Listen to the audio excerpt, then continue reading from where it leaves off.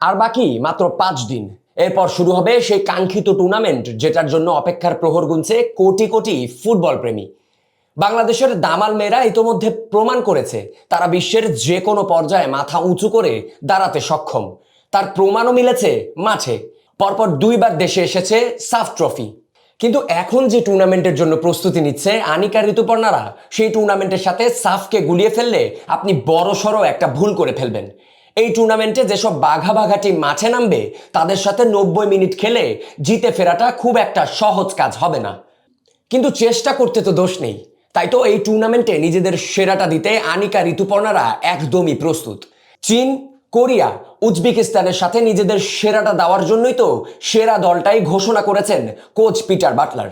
গোলকিপিং থেকে goal scoring, defence থেকে attack, সব জায়গাতেই একেবারে নিখুঁতভাবে প্লেয়ার বেছে নিয়েছেন এই ব্রিটিশ কোচ।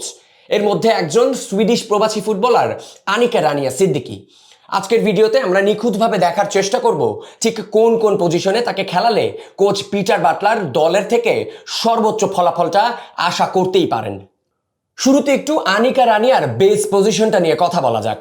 আনিকা স্বাভাবিকভাবেই খেলেন মিডফিল্ড রোলটায়, কিন্তু এই তরুণী একজন হোল্ডিং মিডফিল্ডার না, বরং তাকে অ্যাটাকিং মিডফিল্ডার বলা যেতেই পারে। বল পায়ে রেখে সতীর্থদের বল বাড়িয়ে দেওয়ার দক্ষতাই তাকে অন্যদের থেকে আলাদা করে তোলে। এখন আসা যাক অন্য কোন পজিশনে তিনি পারদর্শী। লেফট উইং, রাইট উইং, এই 2 পজিশনেও তিনি তার দক্ষতার জানান দিয়েছেন।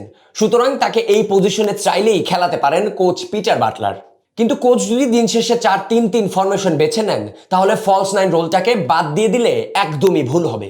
যেহেতু আনিকা অ্যাটাকিং মিডফিল্ড পজিশনটায় পারদর্শী, সেহেতু তার পাসিং দক্ষতা আর বল ধরে রেখে ডিফেন্ডারদের টেনে এনে ডিফেন্স ব্রেকিং পাসগুলো অনায়াসে দিতে পারবেন এই তরুণী। তাতে দলের গোল স্কোরিং চান্সও অনেকাংশে বেড়ে যাবে। তাই বলাই যায় কোচ পিটার বাটলারের মাস্টার প্ল্যানে আনিকা রানিয়া হতে পারেন সেই তুরুপের তাস, যিনি পাল্টে দিতে পারেন ম্যাচের গতিপথ। লড়াইটা এবার এশিয়ার পরাশক্তির বিপক্ষে। পথটা কঠিন হলেও কোটি প্রাণের স্বপ্ন এখন লাল সবুজের বাঘিনীদের ঘিরেই। এখন শুধু সময়ের অপেক্ষা। মাঠের লড়াইয়ে আনিকা ঋতুপর্ণারা কতটা উজ্জ্বল হয়ে জ্বলে ওঠেন সেটাই এখন দেখার বিষয়।